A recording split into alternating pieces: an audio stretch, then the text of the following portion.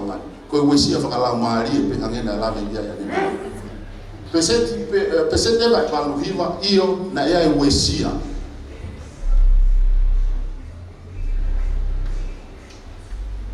Sai.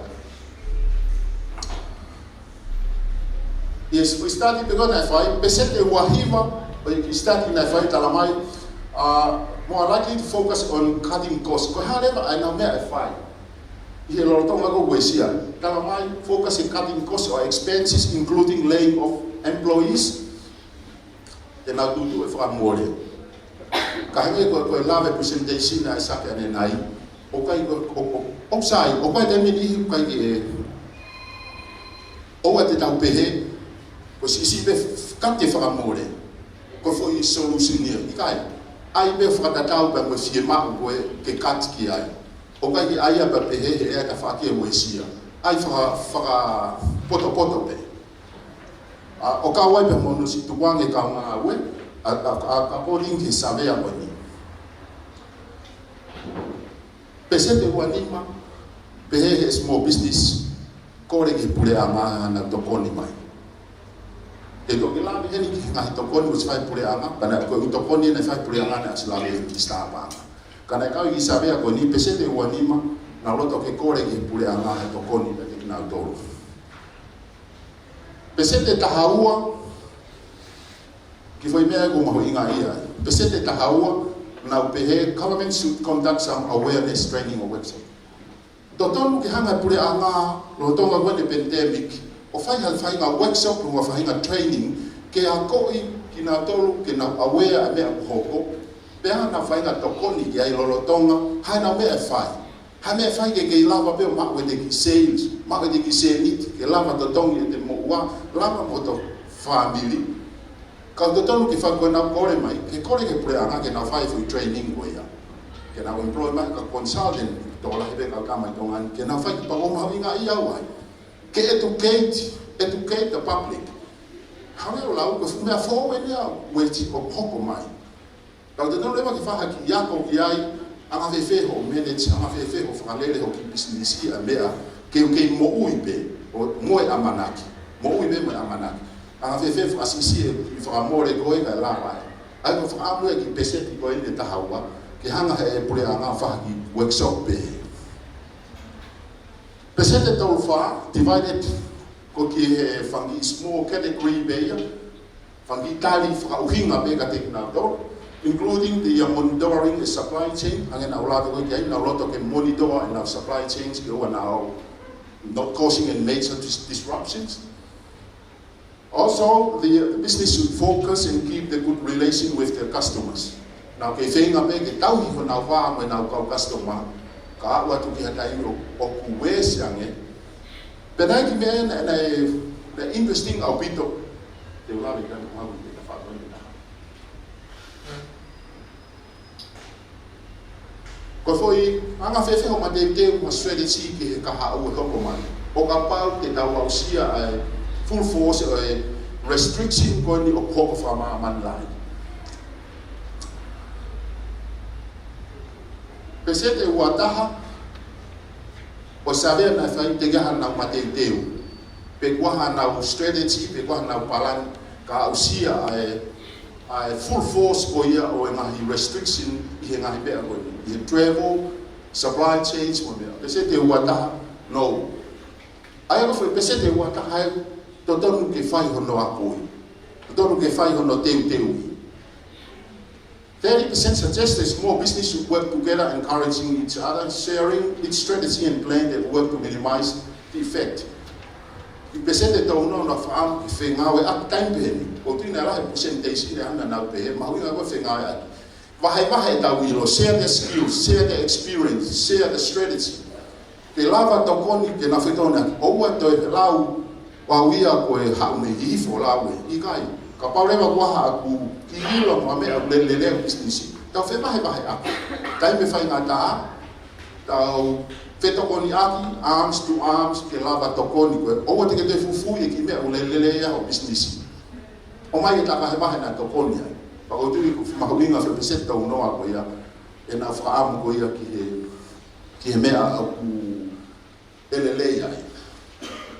The other 40% represent different plans, including a bill to the government, Monipe, that was Lavik and Nenai. For example, can provide a low interest-free loan or a stimulus package. Pagkakita was mahino ang motoruya na Australia minister pa anga Nenai was provide pagkakita we pule anga ya ke provide mai. Pagkakita me abe na ke minister pa anga ko lava ya tawiya ko interest-free wa ko low interest loan ke ave be ke kakai fifine. Kau hada doruya matua tangada. Benamu fana molele ke na nilbe ake Nenai. Koki interest-free loan ko ni ya ave be mai kakai fifine. Mapota mo madure ngatu mo lalanga. Also, the diversification of service and product offered as long as they have enough cash flow. Lolotonga ko ni ki ai ko ni fe the cash flow on the ravi ke lava do seva, lava seva. Mawing how cash flow ke lava be o tokoni ke ate ko ho faka aho. O te ke fe ma o profit lahi be a ko be tau mo ui. What I will do, I pay what I'm not letting out. If we present the hip of our secret to Tokana, we are the cow analyzer. Going out now, if we present the hiva, a strategy with Paladin of Camedo with our border. But we are able to know how to pay them like a cow. I find out we are going full fear for loud, be a mahal, not block out to a wife here, stay here, New Zealand. Lotte vi fra båda. Si ko tahane ngai assistance pos ngau puli anga foi 60 million ko na kala no game minister banga. Ikai ke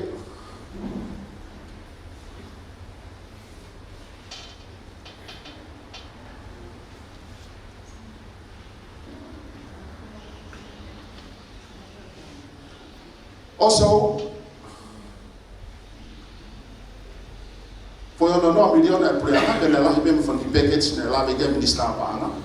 Australia is working closely with NOAA to implement a socio-economic stimulus package strategic development framework ke me wafta hanima ke wafe wanima. Pagkataha ngahi me ala fa na tokanga kia ai kifoi potngau ko ni Australia roki protection of employees lotonga COVID. Tonga not only financially but the welfare of employees. Mahuinga and welfare employees. Information accuracy and the love and the love gasak. Taha paroma economica ko information lack of information lots of false information.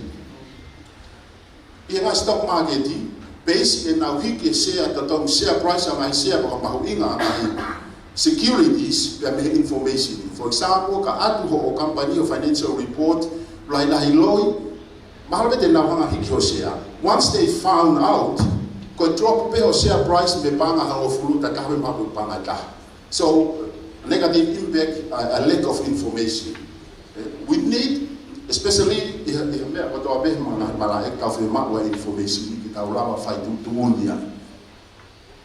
how to boost the economy and also look after the income and employment support is more than we meeting. And also planning and resilient capability.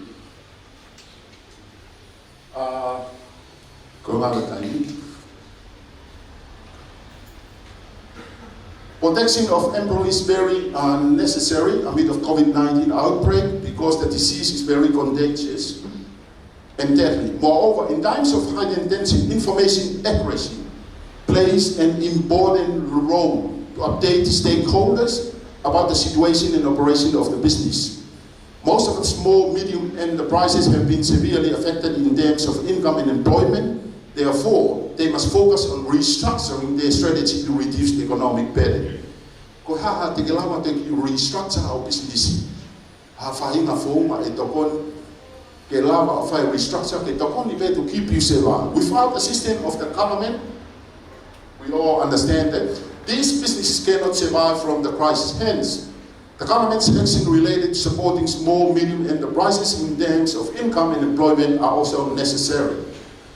Also, building resilience capability and positive social relationships are usually regarded as effective strategy for these businesses during disaster times.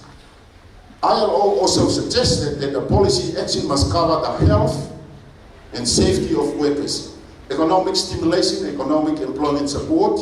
Therefore, in times of this prolonged economic and health crisis, the above measures are beneficial for the small business to flow. Pero ulavi kia foi framework na ulavi kia kono ki diagram na twen if it abato. For koma ulavi protection or protect employees for information accuracy, how to boost economy, allow trade to continue. Then we go full force and of ata, allow to boost economic, allow trade, allow better trade. Home delivery, offline business.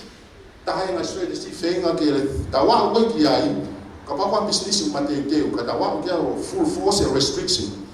Ande nga business lalahin. Ko sila pa pe ke ta mai na me fa hefa kata ko fema o ku mo sipi mo be.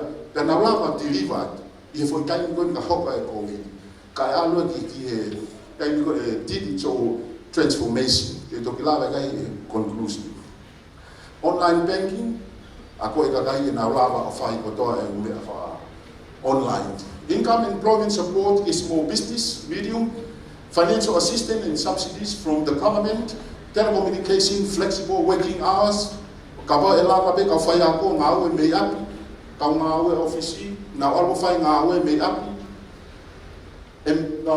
Explore new opportunities, cooperation with other firms, social dialogue, na lava kiai, between the employers and the workers organization.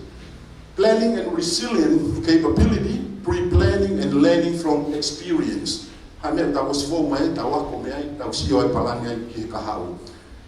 a resilience capability, encourage a positive employee relationship to enhance resilient trial during the crisis.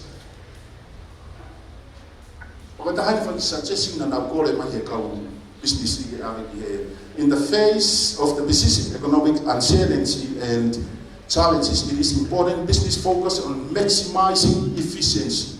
Tokanga bege maximize efficiency process ahoki business timing, ensure financial health, kegelawa peo or float.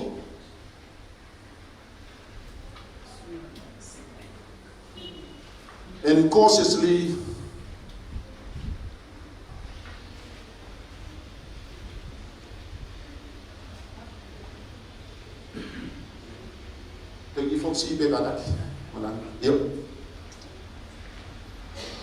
identify any growth opportunities. If I expand our business, any growth opportunities. For example, kapag kalate so kung siya take fight man.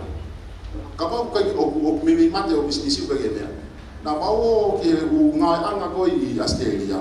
O kore kia te maunahia te naulans le akayo deliver te aho toape. Kau ngawe market lah i Australia me firma mo tolong ya tup. Kau tonga mo matakali ke. Nakake maulawa provide na be tokoni. Kau inga look for business opportunity. Ti puloka wene kau lama. Kau kake ya hambe business. Ada kati puloka. Oh te maunahia te me akai lans aho kau ngawe aho toape. Can they keep our cash flow? But we are look for more business opportunities if we can diversify your service and your operation. Encourage an organization-wide innovation culture through training programs, mahawinga na workshop, training when control and cost. Only to a level consistent with the firm's needs, rather than just cutting costs. Longer term and recurring savings are better than short terms. Also explore more business opportunities. Due to the impact of COVID-19 indicates that provide a workshop or training program, provide employment assistance, or do fagi tokoni, pakawilo, o slabe white tokoni fai. Kakataha kalau pada me tokoni ko fai pulianga. O kanya nato inform ko to atongan. Mahuinga awareness ke ilo tau endai tau le dafangi business mo tau tau dia. Tau dia na for channel of communication ke inform atonga ko to. Ka awa ilo beya ke business ko pa no molongo beya. Kaya also allow those small businesses to access to a low interest loan whai kore kia ke lawa ke tau excess kia. More flexible repayment period, extended repayment period, pe a awa tu pe kia toi to koni a pule angao. Tau atoi pia.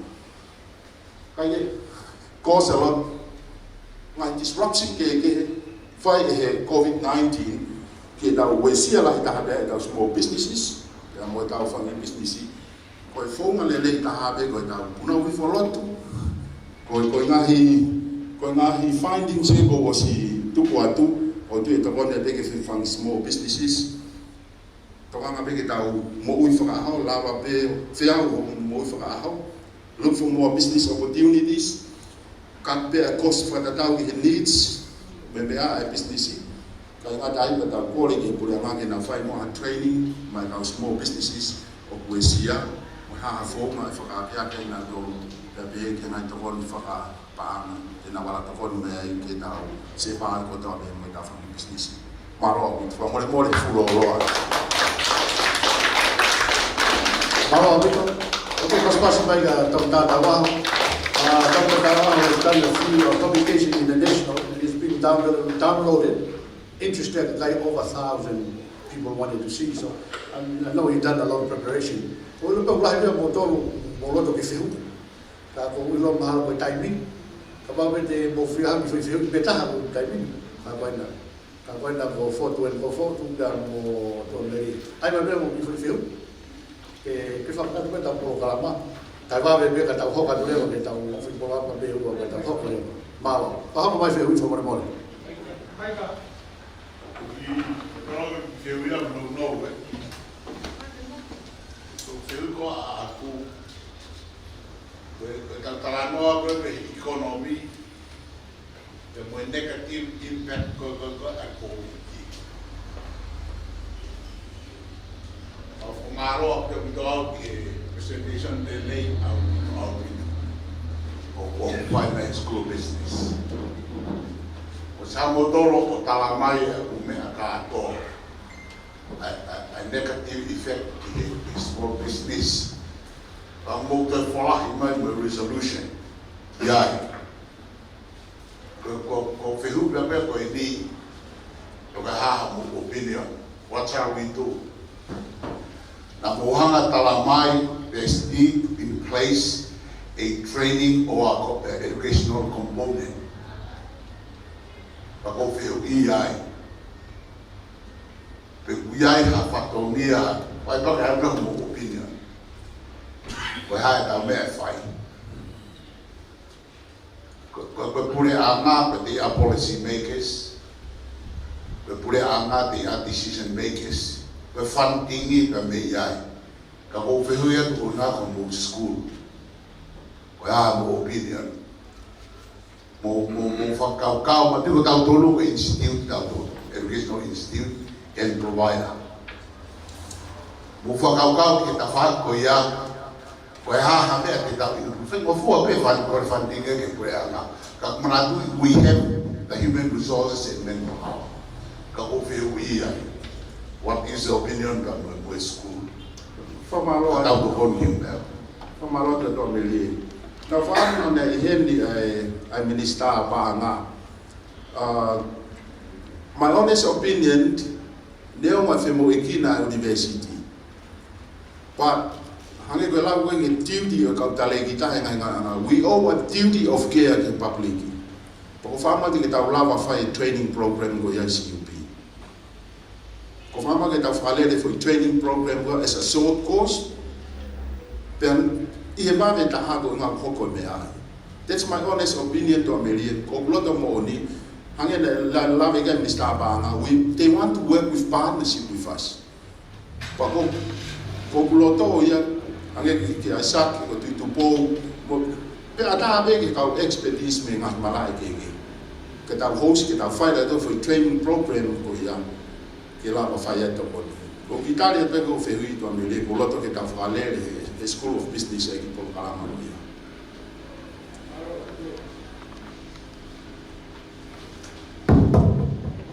Cái bây giờ có phải nó ngồi UC người cho phải lao cái kau ko fisi oi ke kai le bien ko ta o le fian mira kau acho me no o presentation di ai nunu ko vi ko económica fisi kau penden pasa dia hi ba itu fito porque de cuando la economía que si va a ir a trabajo está anima y tomar no me ha que si va a hacer un futuro pidió y él me ha de porque ya de cuando está usted de colera pero imagino cuando era la hay mate ya los lados que hay todo di mano que todo está que todo está mal todo di mano kau Pag-palan maya ko na hibawa, pagkakawa ngayon, kapakawa ngayon, kasi hibawa ko negative impact. Kaysa hindi kayo, fit-fit na ito nga, kapag si Fata ko, kung tawag mo ito, fit-fitu. Kapag mo ka pakakahira, kung iyo, kung ula, wala yung beya, panorama, ay niya, kung hindi ko nifika ko. Kung ito, tawag yung siya ngayon, pagkapatapot, tawag nga, po-tutu, pero kung ano lawan lain, kung ano ko tahu isi ada tuan mati.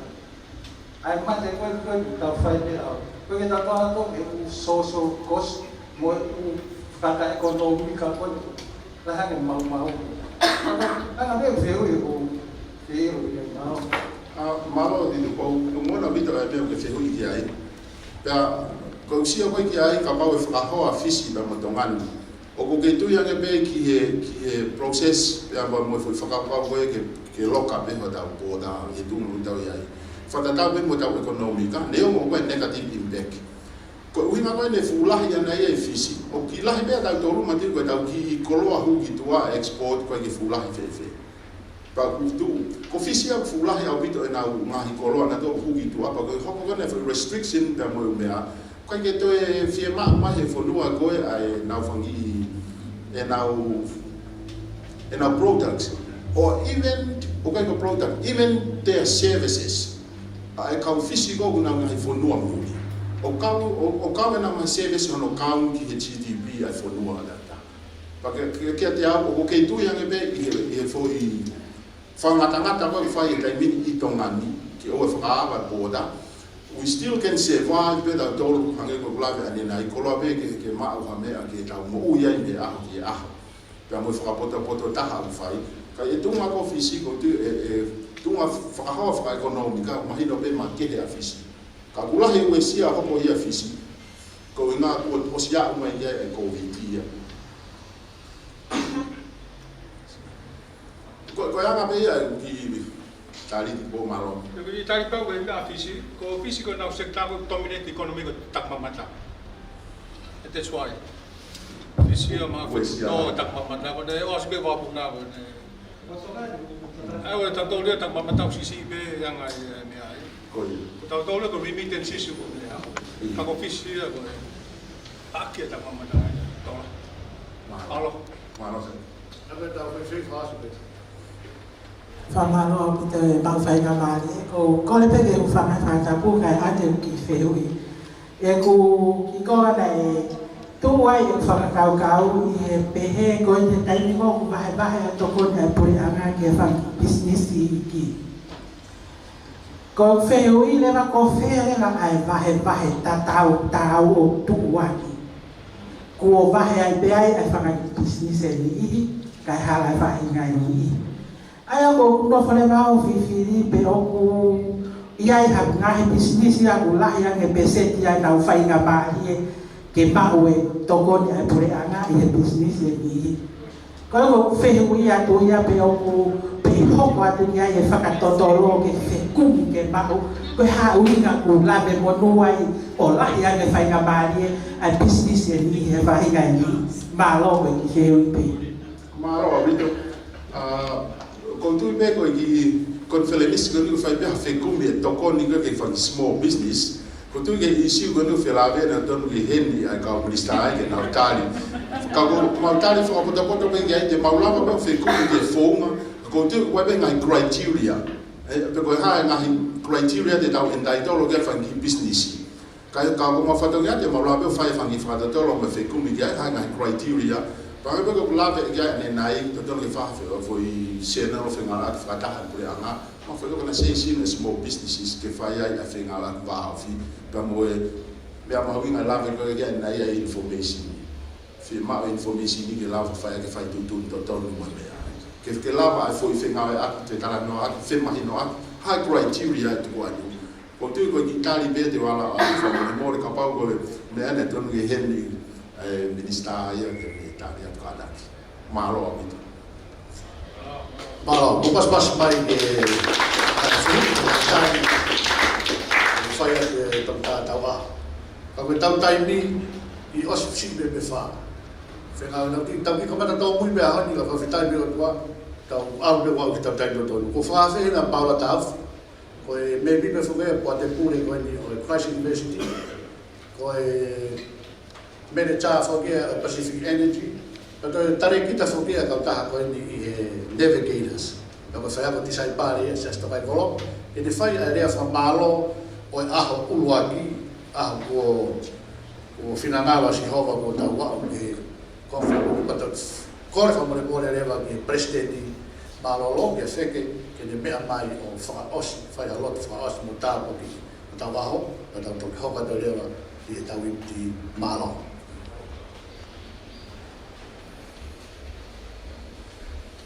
Tapa mo e awhio e lau mare mānu ni o tau lotolotonga.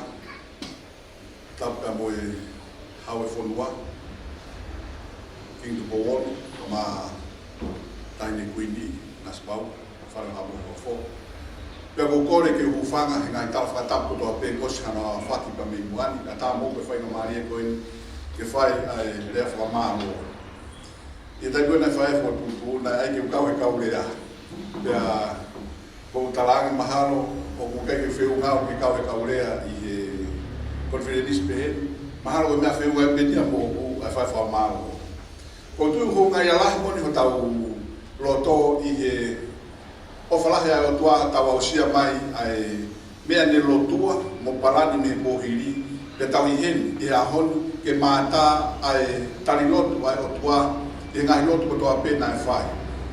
Ko tui ko ki tau tolu o tau alu ka wheituku ko mea o tau laki mo ia ko whainga atmosfia e wheituku ko ia. O tai le reina e kita he wheituku ko ia. O ku lamari e le reina ai wheituku ko ia. Ko e kakai le reina I o tau ia I. Ka mo hafua, ko tui I ahoni, nonga tau loto, tau whiawhia, I he angi o whai he lau mare mare I te tau tolu ka mo tataki. Pe heke osi ke tau whawheta, mo wha malo ke o tua I he tataki, pe mo ngā au e kune whai, I te tau tolu na nau organize ai konferenis ko ni, pe tau tai maari e kotoa. Ko wha malo ki he kaurea, o ki kai ke whai mō fua a rea I ngai konferenis peheni. Ko research lahi te whai, ka pau te whai totonu, ke whatongia ko ia. Ko e teu lahi te whai, pia mo e taini lahi au pito, e whakamoreki ai. Pia, o kai ka mea whai mō fua. Nei he mea e minister pānga ne uhu, ka maa rea na whai paula tau mo e peau, te vita puloka, presentation na whai Samuela Matakaiomo, pia mo toke tā whiwhita. Pehe ki rea na whai koia Simana Kami. Ka maa e ngahi rea I hoa e whiawhi ahoni. Rea na whai Associate Professor Isaac Wangweke. Ka maa e ongorea ua meikuri na sum mai koia tau inasi ai.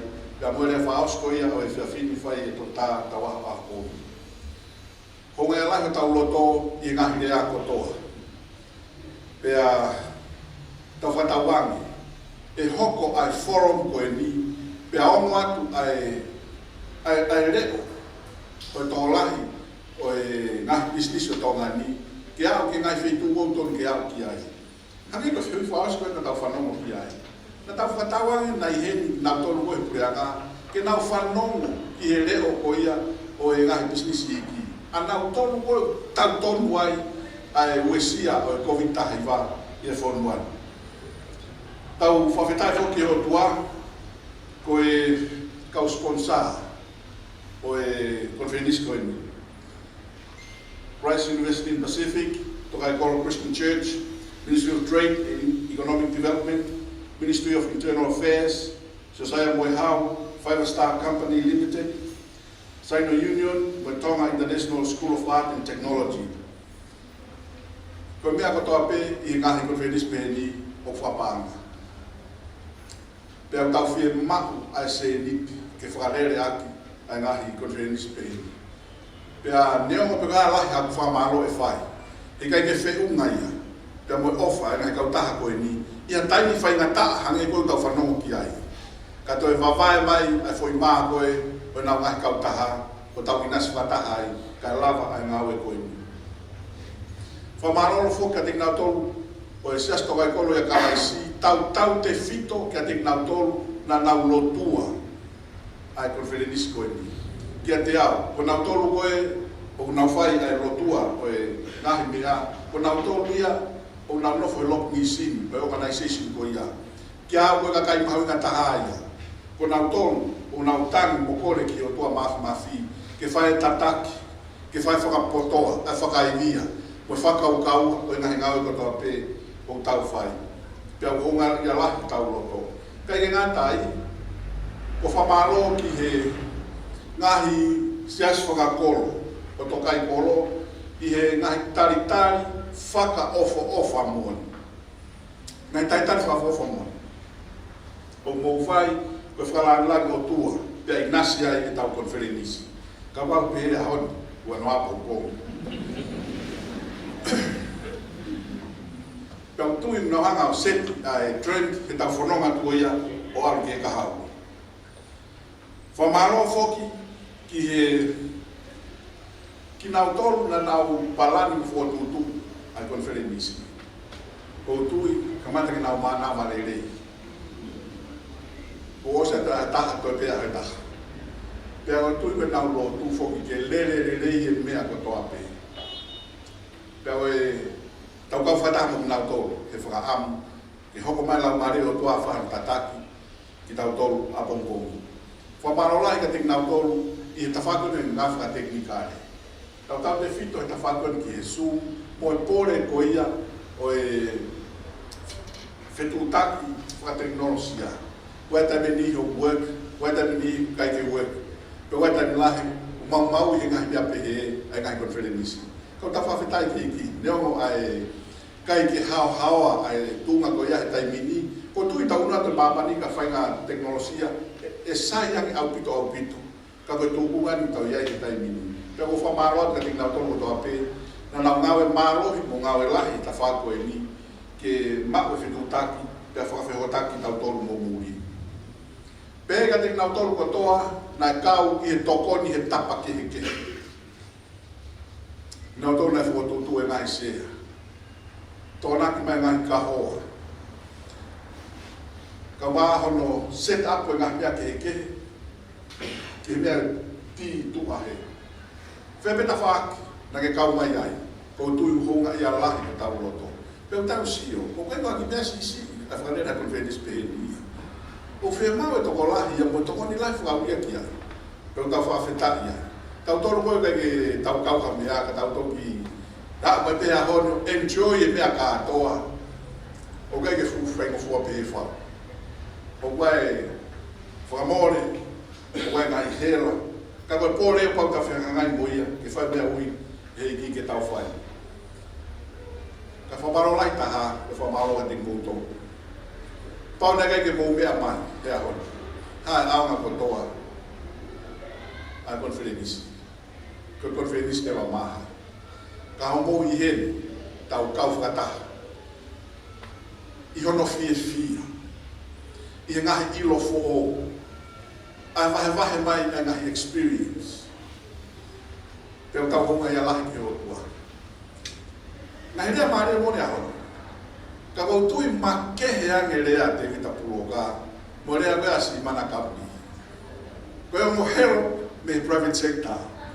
Ku te me iala tu pe kita ke paropare ma mo fie mahu mo to e koe mo tani a si mana. Mo fie mahu koe tokoni. te whaamang mai, kwana hene pure anga ke whanau. E koe mea ia kutonu ki nau whanau le rei koe ki ai. Ko province sector mua. Pea, se te mai tau ni, hokai tau wanoa, e ku taki ngau he kau taha koe ni. Pea, ia walo whi koe ni tau fōu, ke te lawa e tau whanoa e ngau ni. Me tau la, ngau e pure anga ngai tapa keke, o whawhetai ke o tuara.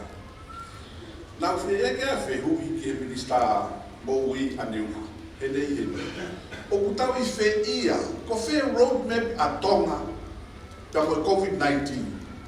O kutau I whi ia, he koe erito ia, o e konferenisi koe ni, koe impact e COVID-19 I ngai business. Pea whainga maari e tai kone whae tā, o eke angi ki ai. Pea ai mea ke watu e tāri ki po whanau ko tō ki ai, nā tōkoni, o whakamama ki tau tō. Koe huhu marui, koe tākiti ki au ki se ma pese te whitu noa. Huhu marui ko lere tai mini. Ki au ki se ma tau mau ha pese te whitu noa. Ko maasi e review ai. Review whakaruku fua ai, a mea koe te tau hokaru koe ki ai. Koe mea pāka whuka na whakamawawi ki au kana ai ke weke ani. Mene ke ai ke tau o ki nusila tai kolontini, I kai kaha keisi a tongana. Koe kahi mea mehe. Kai ke, lahi whihui na toke, ka koe na pāma, kai lahi taimi. Kau tau honga e lahi ke iki, nā tore kau minista, nā mea heni, tau kau whataha, e kau mata au. Kau tau tolu e tau kau munu whaosi. Wha mano lahi atu ke te koe. Whepe e ria, na ke tapa mai ai. Wha toanga tō mafu mafi ho hoko atu. Ai whio ki le rei, whakahofa, whakawhiawhia, merino, māu, te whalanglani o tua, e a pōpōi. Toa whai.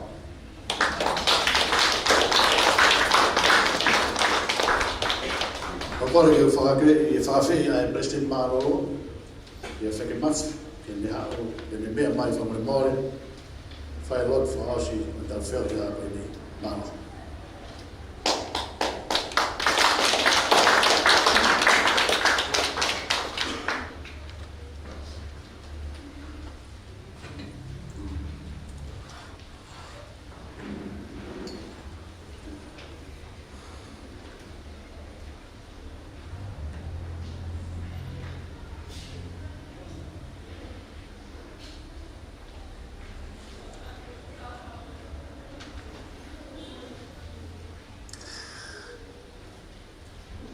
Apa sia ke o tua, pe aku koe peke whamarmaruat ki ngā whakatapu ko o si whea I whianga whakakoloa o aho koe ni. Aku kau me mau e whakawhetai ki o tua e ngā koni whai le mesti. Ngahi tā noa ngai pa mo ngā ue ke. O whai koe hui koe whainga taa koe to whangai mā mani pia ka ue si ai mo to ngai. Ka pakuinga mea koe whai koe ni investi tā noa ke ngai mea mo oni o koko I mā mani pia o ue si ai a to ngai. Pia ka te whito I ngai mea koe ni whangi businessi koe mo oni a. Pero que matou con boki uta to ki fumanio que koe ki mau e sia me ko ni pe mo fumanio que koe mo la pe I kai con mo ai o ke he atu ia con me cinco mo ati uta asia pe ko ta no ko mo fe ia e o fa fetai e va ngai mama o unuke o tuai o mo la mare que ki Minister Maroro e mo tolo e kau ngai lea mahuinga nge koe ngai whakatala noa kia e pau keke ko ki whakamori mori a peu tue kau noa e kua kalamaka ko mea peu kulawa e kua maare ke kau at pe whakamalo e a ngā o lahi koni ngā re rei mo whai kua kau whoroa ho mo mea ka ai be mo ke muki me ha ki tau hi ma ki foi ni si pe I mangea maono, I mangea maono, I mangea maono.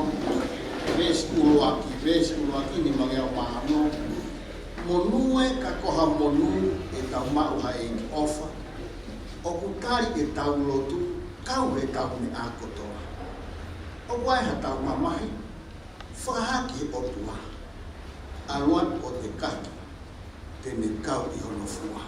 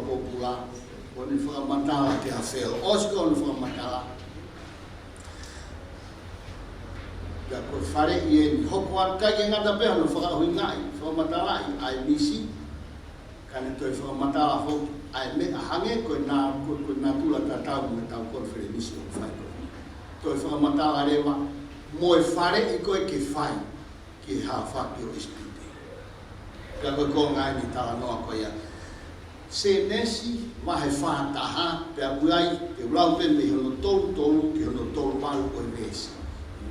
Senesi mahe whātaha le tolu ki he whātaha.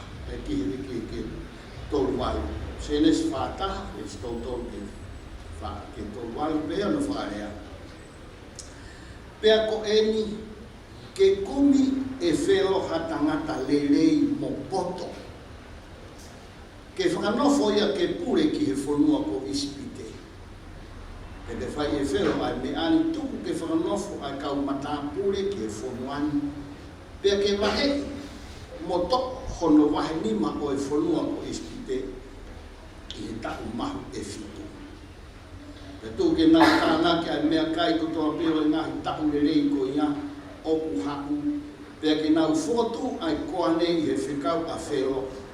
Pea nau mau ai mea kai i he ngahi kolo.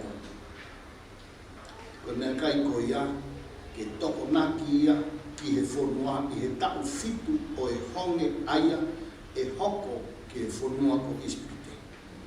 Ke oua na a auha ai whonua koe ui koe honge. Pea nai lelei ai mea koia i he ao o whelo. Moe ao o hono kau nofo anga kotoa pe. Pea pehe e whelo ki he ne kau tā mai o eiki.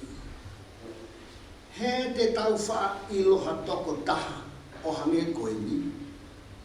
Koe tangata o ku ia te ia ai lau marie o e otua. Koe konga me wholwhola tō tōku mai pe koutu i nā aonga. Ki he lau marie na e whatu aki e konferenisi o e whiafu koe.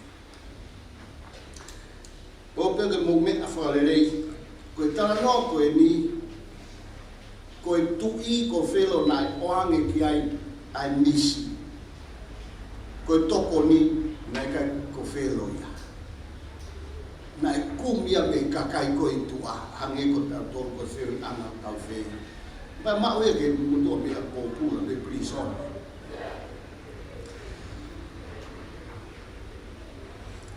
I he teu koe whiri whare area whaka osi, ani au lotonga ere koe ni. Taha e hau eiki no pere ai ni a Fiona le tala no mai tala no koe ni. Whakataha taha hau eiki no pere. Pea haere mai ki ai tamatui. Pea koe ne toko ni eni mo ne whakaamu ki hau eiki no pere. Whakaamu au ke whiri hakau no pere ke whafofo ngahi hau eiki no pere ke whare area. Oku nau mako nau koe ni ma. Ulua ki no pere o lotu. O koe koe maanga, o koe koe mau lotu, o lotu. O mau e lau maari e mo oni koe o e eiki i e me mo ui. Hange koe tala noa koe ni. Koe toko taha o ia te ia ai otua. Whimau ki ia no pere, whafofonga o lotu. Ua ki ai no pere, o sai e ni nofo mohono family. Oksai e ni nofo mohono family. Mo osi, mea e pe motoru tōra e tau kau no pere, o i kai sahi. Pea hu e si ai e ni unake. Ua sai e ni nofo mohono family. Tolu sai e ni nofo mohono kaina. Mohono kaina. Fa o mo uirerei. Au koe ke tōki whare area pia toi aruia no fu whare mahaki. Pia koe tōki whaka osi hatahana e ako. Wei. Pe mahu matai tōki ka whai unu te ui. Ke aru ke he whare he mai ke whare whare ai mea mahu inga e whonua. Ka wate ke mea ke mea na nofo e whinangalo o i tui ki he ne hoi no pere. Hange whika muu a lotu. O mea ke mea koe ni nai, koe tokoni koe a siosifa koe ki a whelo. Ke kumi hataha, hataha o kurerei. Ai kui whatowharea e whelo ia ai rerei, koe toko taha o ia te ia ai otua. Rerei, ko wharedo se o sifa, kumi hataha o rerei pe a poto, tok tāna kia pe poto.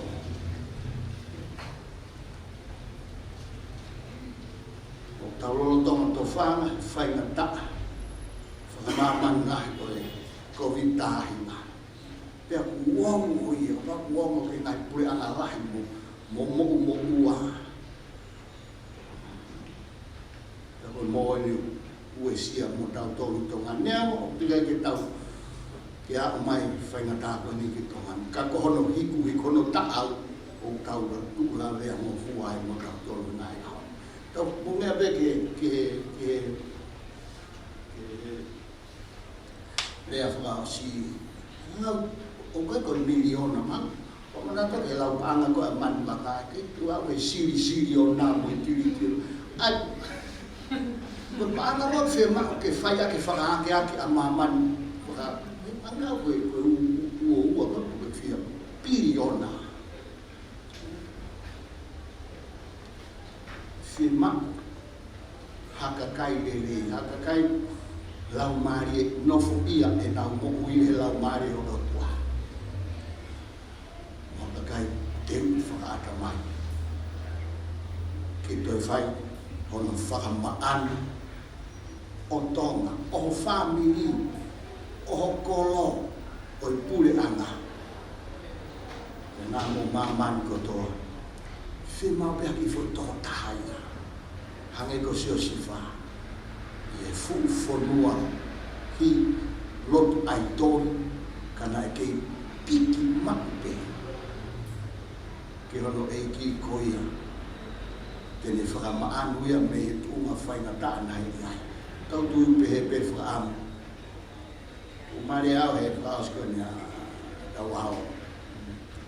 Tau lotu. Ngā ue pe mo lotu. Koe otu a mahino, koe a pe o tau whaki anga. E whutai mi whaika tā pehe. Ke tau lotu. Tua mafi. Kai mo alo o whange whau ai a whiona. O mau whakawhetaki, pia mawhanai ho mau roto, pia fie ho mau lau marie. Lolo tonga taimi whainga taka koe, e kei ompe ho mau whainga marie. O koe kai teke ri aki ki mauto, o kai teke tuange ki mauto.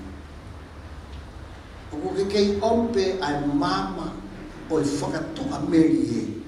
O amanaki rei onge ko ia ku mau ngona neongo oku hoku kilalo ai kalafio fronga o tu faka economica ai fonua ka tala mai ho mau tala noa o e fia fini e ai pe me ai ngata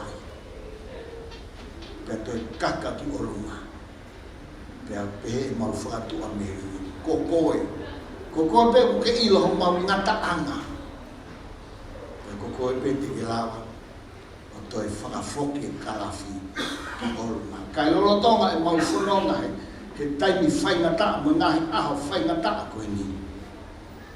Kai matoko e mau amanaki e me he awhio hana. Tokoni mai e o toa. Tokoni mai ke nau toru ai nau tataki ai konferenisi ki nau toru ke kunungi ho nau lau maari ai ngai koloa, ke kei whakakoloa aki, ai konferenisi. E whakala mo mau ngahi, ata mai mo mau ngahi roto, ke mau tari, pe mau tala noa aki, pe mau whakalaulau roto, ke ngai koloa, whahe mai e ki nau tolu ko ke ui, ke whai whakakoloa ai konferenisi. E o tua pe fo ke mau roto, koe hui koe pule anga. Mo ngahi, tampa ke o kuke whakafou mai ai ngai whakakoloa mo ngai tokoni ke toi whai hono whaka maanu o tonga me he tūnga wai ahauki. O pe mau amanate rei i ho tokoni. O whakawhetai koe uhi koe ngai koloa ko whakanau nau aki e konferenisi he aho. Pea mau whakawhetai he whakatua me rei. Ki he ngai koloa ku ke teu pia tokonaki. Koe ui koe aho a pongpongina. Koe lotu ia mo mau whakawhetai. Ia sisu ka espeko alo ka ko mau whakamoi. Amen. Pia koe kresia tau e ko sisu ka laisi. O whalahi ai o tua koe tau tamai. Pia mo e whio i o lau mare maa ane. No whanua. Mo e konferensi. He ahoni mo ia a pongpongina. Mohono whakaola meri te o mua nā tuku kai whai peo tai ngata. Amen.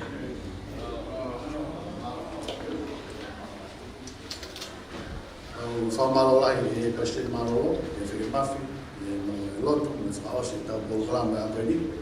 Pea kimua ke u whawhewhi a Saskaupu e o Tamatapu, Sastokai Koloki, ne tau koki e tau mea taponi e Fias Koeni, kai whakahauka te tau Polokalama a Pongpongi, e Pongmea Bekiai. Ia Pongpongi, o ka mata e tau ka morning tea mene walu, mo tolu o mo whima morning tea, mo mea mahe walu, ke whaanga e teo e siasi, whulai a pito. E aho ni whoki ko e whiawhine te teo e siasko a te ho, wa neu ko tofoa, la whanga maari e lunch, la ko e whiawhine koe ni ko a te ho.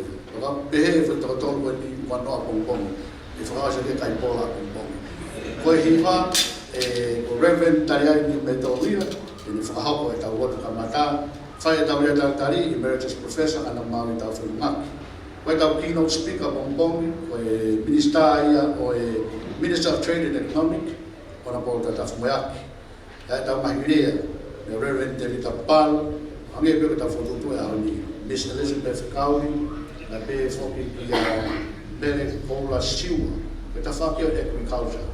Hokolewa e tau lunch, hokaturewa ke tau Rea hoko e whai e Professor Ross Parker, Chairman of Melbourne University, a me peko rea na hoko geni, o tuka Pongpongi e saia pite tau internet connection i da Pongpongi. Heko lea mo mausa halahala, mo se tō mana me kau Ako e University, o whahumau mea e rea e Tapaima University, e mahino mea wai nau mea na wako, e mahi i tawhapane research, e mo i mahi presentation ni, e mea me kia e kakai e whonua. Whakawase e tau rea Pongpongi, ko keynote speaker whikanima Pongpongi, e whakahoko e Dr. Ngongo Kioa, e Governor National Reserve Bank atau mau whihui, tani te mau whihui, whihui kau tama koe tau Pongpongi.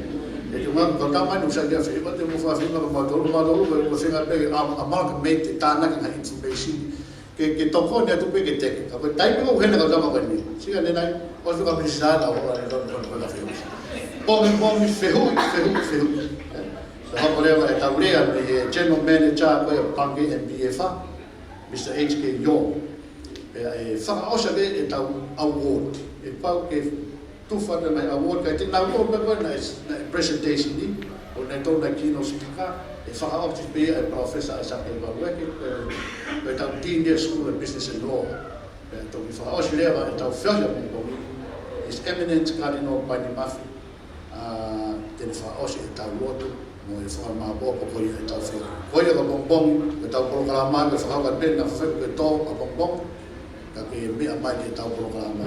E hiri me koini ai lotu, e whai whakapue, o rivaki e tāpaki, o kore whamu mole pe, e mo mea mai peke aki lai tā, ke maa koto ai pe mo e whakau, mo e President Malolo, e tau he ngai whaire mo e misi koia ngai konferenisi, ke maa koto pe mo tōna mo heni konferenisi, na whai, o mo te hatu mo e nage ni wasa lai tā. Kage, o a whei e whakau, ke a ruru mo rivaki whamu e more mai, e tāpaki e ofa o e kāinga, e aia tau lai tā, e hiri me koia, o tau mea tu rewa, i he restaurant o whahau ai ofa ai kāinga, maro au mito.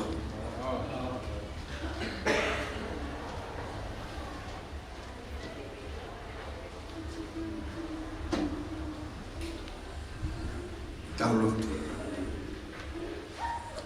E o tua mas. Whawhetai lahi ki a Fiona, mau hei ni ahoni. Wa whanonga he aho kakato koini. Mei whate fito pe COVID-19. Mahino katu ki mautoro, koe a Fiona ia. Ka o mea whawhiewhia taha. O kuhanga e a mamani ia. Ka o mautoro, ka manaki nie ke mahoko anu mautoro. Ke mau e ofa me mea tokoni. COVID tahahiwa a mamani, pena wangi fia muhangai, kai pola pea tongai. Pe kai ke ngatai, nau fia, nau hiwa, ka mautui koe a Fiona ulea ka mautoro. O na maa ko maumata. I ngai mea kuhoko, me whakaatai he a Fiona. Na uhinga ia, ke mapipiki peki o a Fiona. whakawheta i lahi ki a whiona nge koe whakoloa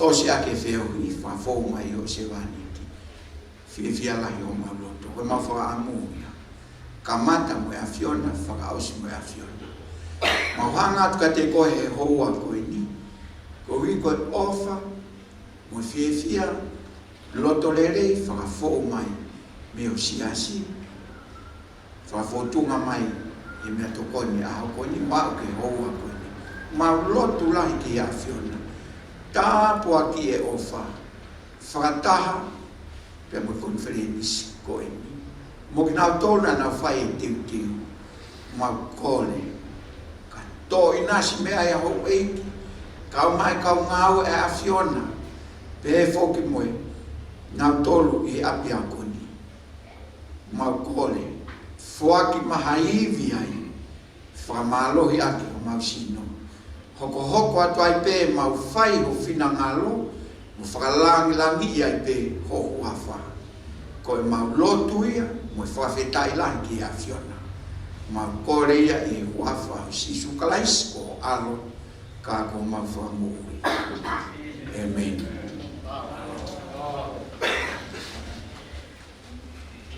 Oi, quando tu vai levar se a família morre, aí aqui está, mas tem malolong, vai ficar o que a Ana tá por aqui. O motor que tá ali, o meu amigo tá ali, vai tá ali, os primeiros que o algo vai do aí, malolong.